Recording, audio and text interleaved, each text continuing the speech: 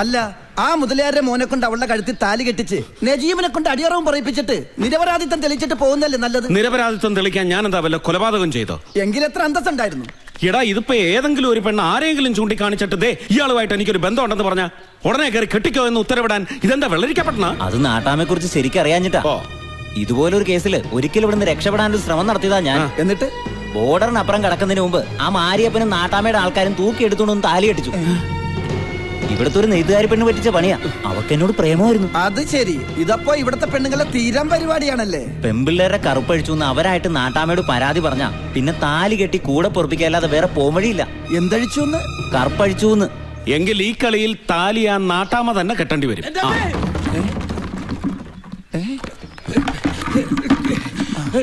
ഞാൻ വെറുതെ കാറ്റ് കൊള്ളാനായിട്ട് ഇതുവഴി നടക്കാൻ ഇറങ്ങിയപ്പോ ഈ ടിന്ന് എന്നെ തട്ടിയിട്ടു. ഈ ടിന്ന് നിന്നെ തട്ടിയിട്ടു? അല്ല, ടിന്ന് എന്നെ തട്ടിയിട്ടാണോ ഞാൻ ടിന്നിനെ തട്ടിയിട്ടാണോ പറഞ്ഞിട്ട് കാര്യമല്ലോ. വീണത് ഞാനല്ലേ. ദാ വരുന്നു, അവിടെ വെയിറ്റ് ചെയ്യ്. അച്ചുവേട്ടാ, അപ്പുറത്തെ കാറ്റ് കൊള്ളാൻ എന്തിനാ അവൻ ഇപ്പുറത്ത് വന്നത്? ഹലോ, ഇവന്മാരൊന്നും കിട്ടുന്നില്ലല്ലോ. ഇനി കല്യാണ മണ്ഡപം നമ്മൾ തന്നെ അലങ്കരിക്കേണ്ടി വരുമോ? പുതുമാപ്പിളെ കൊണ്ട് അലങ്കരിപ്പിക്കുന്നത് ശരിയല്ലല്ലോ. അതിന് മാപ്പിള ഏട്ടൻ തന്നെയാണെന്ന് ഉറപ്പിക്കാറായില്ലല്ലോ. എന്താ ഇത്ര സംശയം? നിരപരാധിയാണെന്ന് ഏട്ടൻ തെളിയിച്ചാലോ? തെളിയിക്കാനോ? ഈ പട്ടണമഠത്തിൽ നജീബ് ഇവിടെ ഉള്ളപ്പോഴോ കുറച്ച് പൊളിക്കും. പ്രശ്നങ്ങളൊന്നുമില്ലാതെ ഇതൊന്നും നടന്നു കിട്ടാൻ കാഞ്ചി കാമാക്ഷിക്ക് പട്ടസാരിയും വിളക്ക് നേർന്നിട്ടുണ്ട് ഞാൻ. ഒരു പ്രശ്നം ഉണ്ടാവത്തില്ല.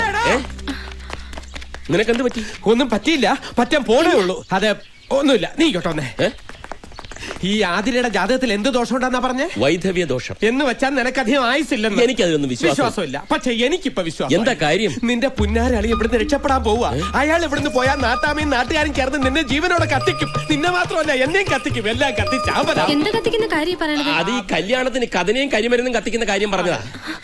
അയ്യോ ഏട്ടൻ, സത്യം പറയണം, ആ പെണ്ണിനെ കൊണ്ട് അന്ന് അങ്ങനെ പറയിച്ചത് നീയല്ലേ?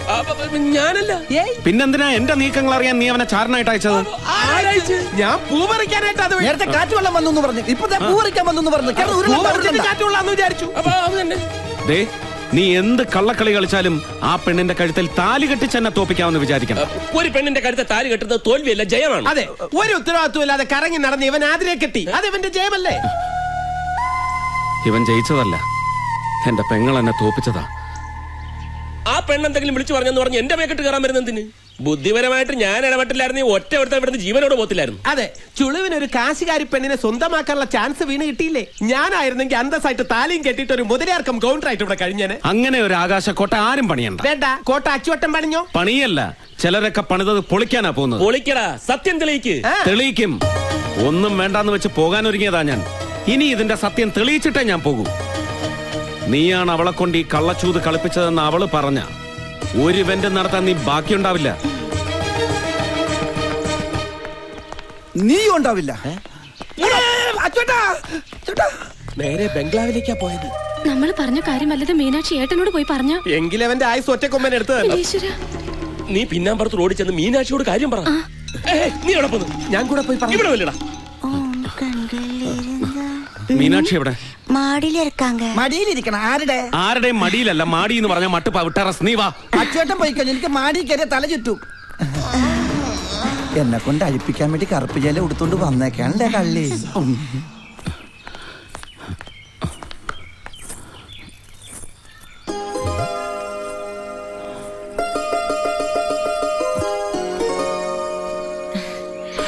ദൈവമേ, എന്റെ ഷർട്ട്! നാട്ടാമയ്ക്ക് മുന്നിൽ എനിക്കെതിരെയുള്ള തെളിവ്. എടി, അപ്പൊ എന്റെ ഷർട്ട് അടിച്ചു മാറ്റിയത് നീയാണല്ലേ? എന്തിനാടി ഇത് മോഷ്ടിച്ചത്? എനിക്കിഷ്ടമുണ്ടായിട്ട്. ദേ, കാരണം കുറ്റിക്കിട്ടോർണം പൊട്ടിച്ചാലുണ്ടല്ലോ ഊരടി ഷർട്ട്. മനസ്സില്ലെങ്കിലോ? നിന്റെ മനസ്സമ്മതമൊക്കെ പള്ളി പോയി പറഞ്ഞാ മതി.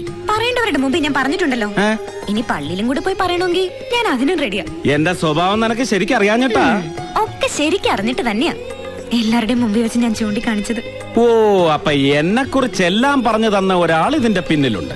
സത്യം പറയടി, എന്നെ ചൂണ്ടിക്കാണിച്ചോളാൻ നിന്നോട് പറഞ്ഞതാ നജീബല്ലേ? അല്ല. പിന്നെ ആരടി?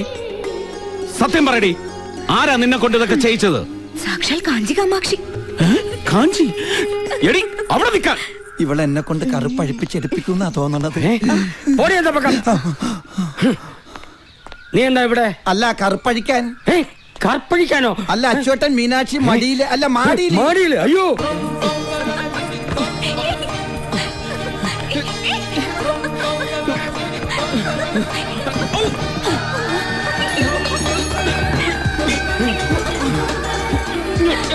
എന്റെ ഷർട്ട്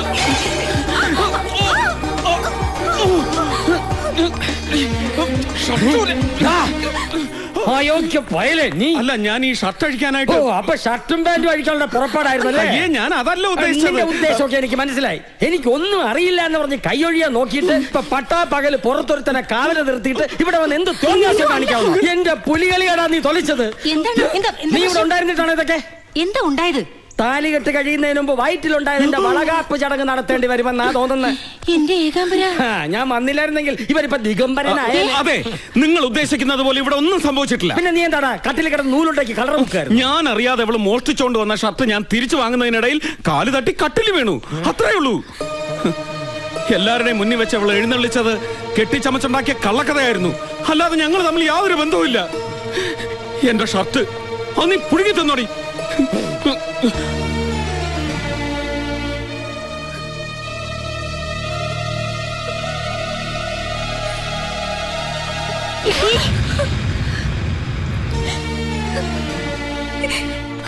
എന്തായി? എന്താവാൻ? എടാ, ഈ മീനാക്ഷി ഉണ്ടല്ലോ, അവള് നമ്മൾ വിചാരിച്ച എനമേ അല്ല. അത് അച്ചുവേട്ടന്റെ വരവ് കണ്ടപ്പോഴേ എനിക്ക് മനസ്സിലായി. കവളത്തൊരു പൊട്ട്. അവളുടെ കവളത്തിട്ട് ഞാനൊന്ന് പൊട്ടിച്ചാന്. അല്ല, ഈ കവളത്ത് അവളുടെ പൊട്ടിരിക്കുന്നു. അയ്യേ അയ്യേ, ഇതെങ്ങനെ കവളത്ത് വന്നത്? അത് ആ കട്ടിലിൽ കിടന്നപ്പോ പറ്റിയതായിരിക്കും. ഇതിനിടയ്ക്ക് കട്ടിലും കിടന്നാ? ഈശ്വര, കാത്തു തുഴിച്ചത് മുഴുവൻ അവള് ചോർത്തിയെടുത്താ. ഇനി അങ്ങനെ നിരപരാധി. അതല്ല, ഇത് എന്റെ ഷർട്ട് അടിച്ചു മാറ്റിയത് അവളാ. അത് ഞാൻ തിരിച്ചു പിടിക്കാൻ ശ്രമിച്ചപ്പോ കട്ടിൽ വീണ് അവിടുന്ന് പറ്റിയതായിരിക്കും. നീ വാ. ഈശ്വര, ഞാൻ ഇതിലേത് വിശ്വസിക്കും?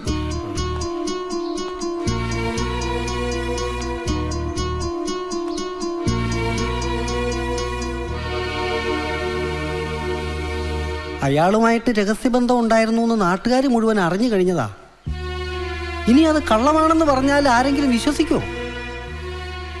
ഈ ആയുസ്സിൽ മീനാക്ഷിയുടെ കഴുത്തിൽ താലി കെട്ടാൻ ആരെങ്കിലും വരുമോ? നമ്മുടെ ശരവണം പോലും സമ്മതിക്കുമെന്ന് തോന്നുന്നില്ല. ലാളിച്ച് വളർത്തിയതിന്റെ ശിക്ഷ അവള് തന്നത്. ഇനി എന്തിനാണ് അലങ്കാരങ്ങളും ഒരുക്കങ്ങളും ഒക്കെ? ഒന്നും വേണ്ടെന്ന് പറഞ്ഞേക്ക്. അങ്ങനെയൊക്കെ തീരുമാനിക്കാൻ വരട്ടെ. മാപ്പിള മാറിയെന്ന് കരുതി മാനും മാഞ്ചാതി അറിയാതെ മീനാക്ഷിയുടെ കല്യാണം നടത്തുന്നത് മാനക്കേടല്ലേ? ഇനി എന്ത് മാനം? താല്പര്യമില്ലാത്ത ഒരാളെ കൊണ്ട് നിർബന്ധിച്ച് കെട്ടിച്ചിട്ട് ഒരു കുട്ടിയായിട്ട് ഇട്ടേച്ചു പോയാൽ എന്ത് ചെയ്യും? അങ്ങനെയൊന്നും ഇട്ടേച്ചു പോവില്ല. ചുണ്ടിക്കാരനാണെങ്കിലും വലിയ തറവാട്ടുകാരനാ, വലിയ പ്രമാണി. ഞാൻ അവിടെ പോയപ്പോ കണ്ടതല്ലേ. എങ്ങനെയെങ്കിലും അയാളെ പറഞ്ഞ് സമ്മതിപ്പിക്കുക വേണ്ടത്. അല്ലാതെ നാട്ടാമ്മയുടെയും നാട്ടുകാരുടെയും മുമ്പിൽ വെച്ച് പറഞ്ഞതൊക്കെ കള്ളത്തരമാണെന്ന് അറിഞ്ഞാ പിന്നെ ഉണ്ടാവാൻ പോണ ശിക്ഷയെക്കുറിച്ച് ഓർക്കാത്തതെന്താ?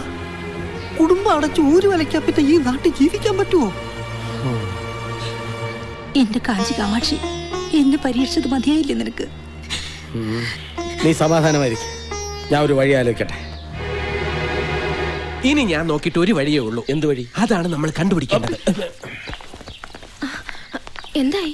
ആകെ പ്രശ്നമായി. പടച്ചോനെ, ഞങ്ങൾ പറഞ്ഞിട്ടാണ് അവനെ ചൂണ്ടിക്കാണിച്ചു കൊടുത്തെന്ന് വല്ലതും പറഞ്ഞു? അതല്ല, പിന്നെ അമ്മയുടെയും മാമന്റെ മുമ്പിൽ വെച്ച് ഞാൻ പറഞ്ഞതൊക്കെ കള്ളക്കഥയാണെന്നും ഞങ്ങൾ തമ്മിൽ ഒരു ബന്ധമില്ലാന്ന് പറഞ്ഞിട്ട് ഇറങ്ങിപ്പോയി. അമ്മയുടെ കയ്യിൽ നിന്ന് കണക്കിനൊരെണ്ണം കിട്ടുകയും ചെയ്തു. നന്നായി. ഇനിയിപ്പോ എന്താ ചെയ്യാ? ഞങ്ങളുടെതാണോ ചോദിക്കുന്നത്? പിന്നല്ലാതെ നിങ്ങൾ പറഞ്ഞിട്ടല്ലേ ഞാൻ ഇതെല്ലാം ചെയ്തത്? എന്ന് പറഞ്ഞാൽ ശരവണന്റെയും മാരിയപ്പന്റെയും രക്ഷപ്പെടാൻ എന്തെങ്കിലും ഒരു വഴി പറഞ്ഞു തരണമെന്ന് മീനാക്ഷി പറഞ്ഞിട്ടല്ലേ ഞങ്ങള്? മാത്രമല്ല, ഏട്ടനെ ഇഷ്ടമെന്ന് മീനാക്ഷി തന്നെയല്ലേ പറഞ്ഞത്? അതെ, ഇനി അവനെ വിടാതെ നോക്കേണ്ടത് മീനാക്ഷിയാ. അയ്യോ, ഞാൻ എങ്ങനെയാ? ഇതിനേക്കാളും വലിയ വിശ്വാമിത്ര മഹർഷി പണ്ട് തപസ് ചെയ്ത് മേനകയെ വീഴ്ത്തിയില്ലേ? മേനകയാണ് വിശ്വാമിത്രനെ വീഴ്ത്തിയത് എന്ന് പറഞ്ഞിട്ടൊന്നും കാര്യമില്ല. രണ്ടുപേരുടെ ഭാഗത്തും മിസ്റ്റേക്ക് ഉണ്ട്. ആരാരെ വീഴ്ത്തി എന്നുള്ളതല്ല ഇവിടുത്തെ വിഷയം. വീണോ അവർക്കൊരു കുട്ടിയുമായി. അതുകൊണ്ടാണ് ഞാൻ പറയുന്നത്, മീനാക്ഷിയെ പോലെ ഒരു കാഞ്ചീപുരം പട്ടുസാരി കുട്ടിക്ക് അച്യുതൻ കുട്ടിയെ ഈസി ആയിട്ട് വീഴ്ത്താൻ പറ്റും.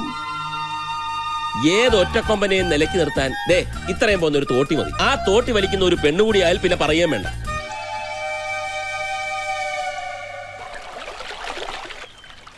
ഇങ്ങനെ കണ്ടം തടിക്ക് മുണ്ടം തടിയായിട്ട് നടന്നാൽ അവള് സത്യം പറയുന്നത് എനിക്ക് പിന്നെ എന്തോന്ന് ചെയ്യണമെന്നാ? സത്യം പറ മോളെ എന്ന് പറഞ്ഞ അവളുടെ കാല് പിടിക്കണോ? പിടിക്കേണ്ടത് കാലിലല്ല, ആദ്യം ഇഷ്ടം കൂടി അവൾ അടുപ്പിച്ചെടുക്കണം. പിന്നെ മെല്ലെ മെല്ലെ നെഞ്ചിനുള്ളിൽ. തോന്നിയാസം പറഞ്ഞാലുണ്ടല്ലോ, നെഞ്ചിനുള്ളിൽ കയറി പറ്റണോന്നാ പറഞ്ഞത്. നെഞ്ചിനുള്ളിലോ? അതെന്തിനാ?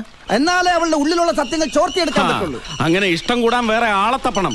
ഇഷ്ടം കൂടണമെന്ന് പറഞ്ഞാൽ പ്രേമിക്കണമെന്നല്ല, പ്രേമിക്കുന്ന പോലെ അഭിനയിക്കണമെന്ന്. എന്നിട്ട് നല്ല പ്രേമമാണെന്ന് തോന്നിക്കഴിയുമ്പോ സത്യം മുഴുവനും ചോർത്തിയെടുക്കണം. അതൊന്നും ശരിയാവില്ല. അവസാനം ശരിക്കുള്ള പ്രേമമായി പോയാലോ? അടിക്ക് ഞാൻ ചേട്ടനാ നോക്കില്ല. ഡാ. ഇതാണ് അച്ചുവേട്ടന്റെ കുഴപ്പം. അച്ചുവേട്ടന്റെ സ്ഥാനത്ത് നജീബായിരുന്നെങ്കിൽ അവളെ വളച്ചൊടിച്ച് സകല സത്യങ്ങളും ചോർത്തിയെടുത്തേനെ. 2 തുടം റൊമാൻസ് എടുത്താൽ മുഖത്തൊന്ന് പൂശെന്റെ അച്ചുവേട്ട.